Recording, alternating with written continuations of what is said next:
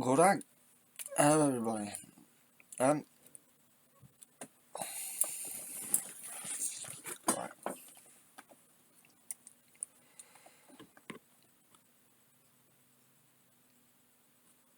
No one likes the sounds of these things, but I believe that what I'm about to say next is actually needed.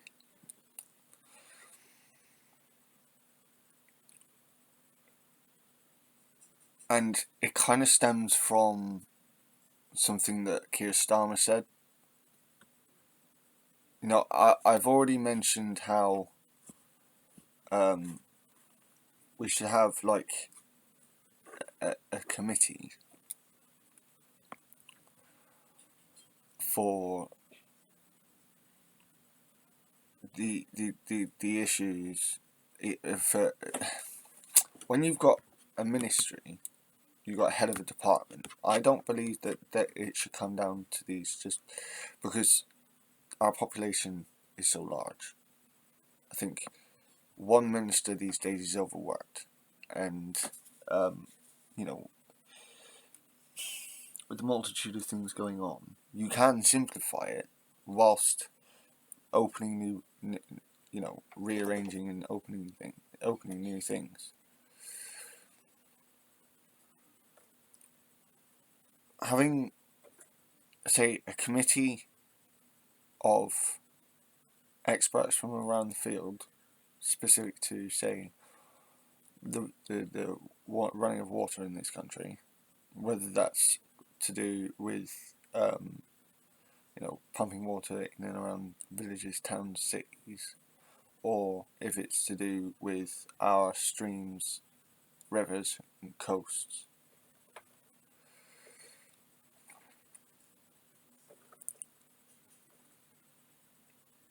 In this committee, you'd have to have environmental. Now, I'm not saying that there isn't.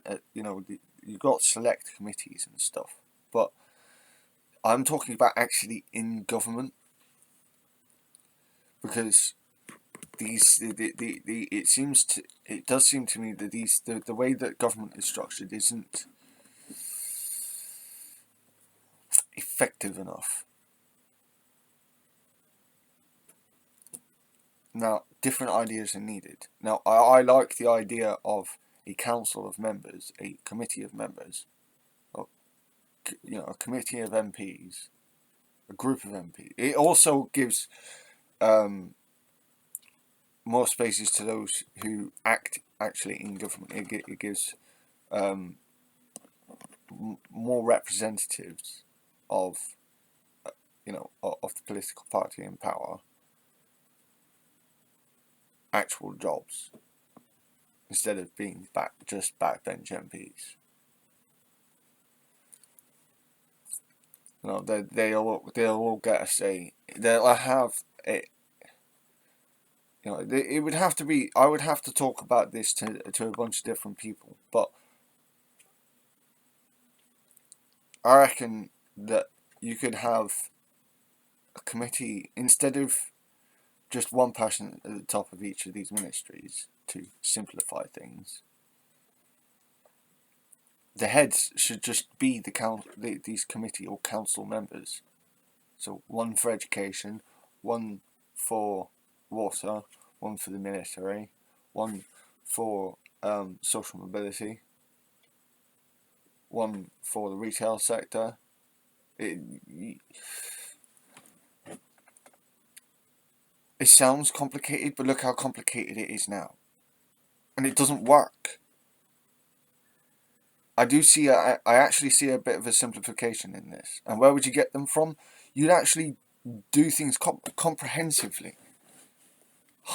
Actual comprehensive hiring for government. And not just, MPs that you'd pick MPs that actually have a knowledge of the field.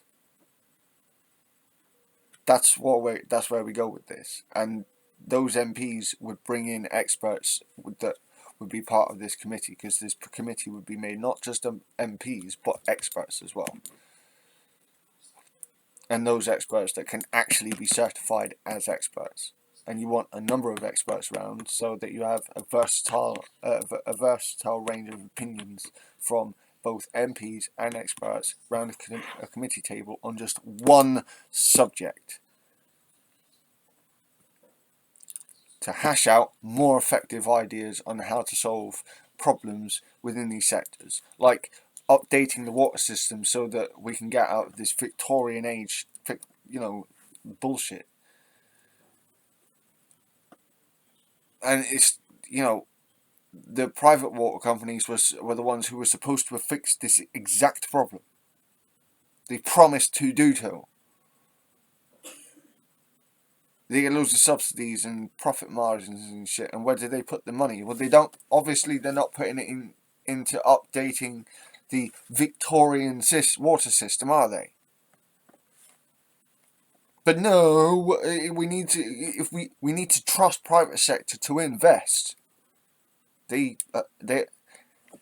Hello, Lady Sif. They are showing that they don't care, and they have done since Thatcher came in with the promise that privatised businesses will be able to revamp and keep the system updated, and it's complete bullshit. Again, you can go and look for this yourselves. It's not something that I pull out of my ass. I went and looked for this stuff myself. Go and look for it yourselves.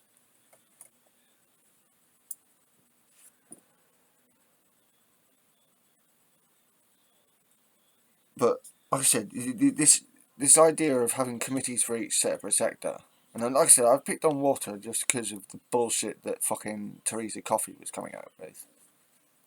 Was it yesterday, I think? The day I was.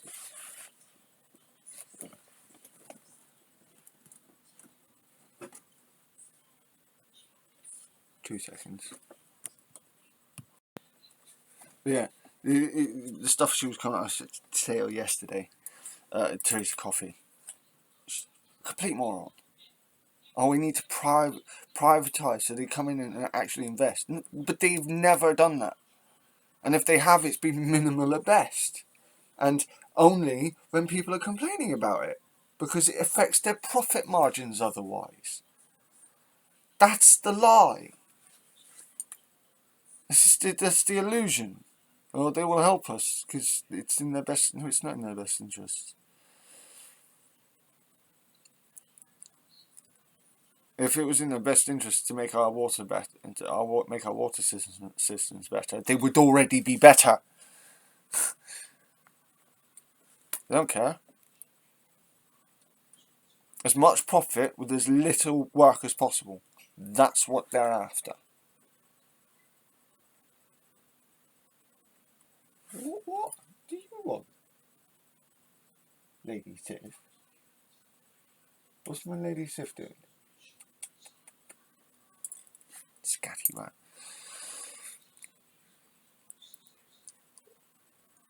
So, if we've got people who know what they're doing, and not just one person who's... Because, and when you'd have news... people, ministers and whatnot haven't gone to the news. Having these committees being made up of equal parts experts and MPs means that you can have, say, one MP and one expert, or two MPs and two experts from that committee being sent on these different news channels. I actually see more and more benefits as I keep looking, as I keep thinking about it. But I'd like to know what the rest of you think. It is kind of inspired originally by what Stammer was saying, but we could expand upon that. And, well, again, yes, I do get the the reason for simplification, but it's inefficient. Our government is inefficient.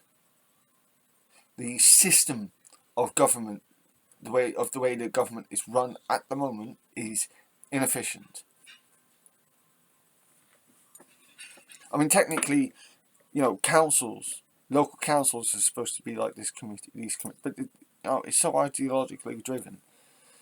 That's why I said include experts into these committees, because then you've got you can have a non-political views added in, put into how to form the policies. It just sounds like logical sense to me. Let me know if you think it's a bad idea, but I don't. There is the potential for it to become bureaucratic, but in what way is it not bureaucratic already? I don't see it. Yeah, if the system itself is run inefficiently, if this new system is also running inefficient, but this is why you'd have a bunch of people thinking about originally about how to instill this kind of idea. So this kind of thing would have to be thought up in this sort of think tank environment. Well, not think tanks, but you know what I mean. To come up with this idea, for it to be for it to be implemented in a way that would work. I said, what we have now is not comprehensive, efficient government. The way it's run is not efficient. It's not comprehensive. And slimming down isn't necessarily a way to make it more effective. Don't get me wrong, there are plenty, you can come up with plenty of excuses, of instances to say why adding more people can also be ineffective, but it's not necessarily about adding as many people as possible. It's about adding enough people.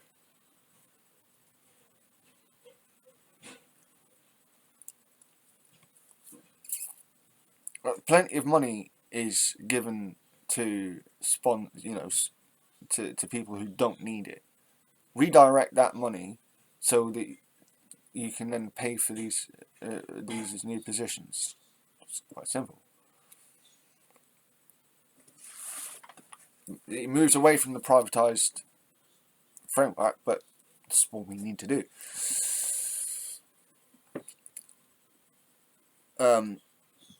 But this isn't driven. This isn't necessarily an ideological thing. This is a practical thing. This is actually being practical.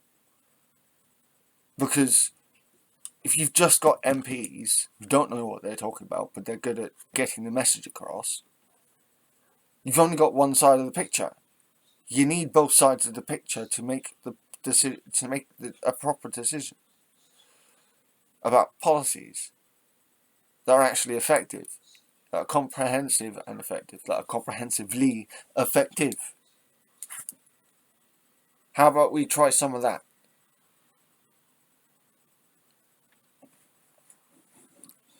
For me, it's in a way it stems from the old council, the